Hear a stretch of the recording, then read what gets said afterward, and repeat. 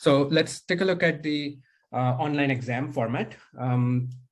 Again, online exams are also web-based, so you can take the exam any time of the day, and you can use any browser you like to do the exams.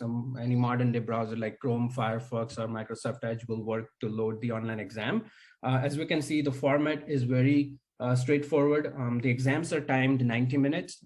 There are 30 questions to answer, and you'll be required to score 60% or more on all 14 modules to successfully complete the program. So there is an online exam that you have to do at the end of each module, and we recommend you study one module at a time and then do its exam before you proceed on to the next module. So that way it helps you score better.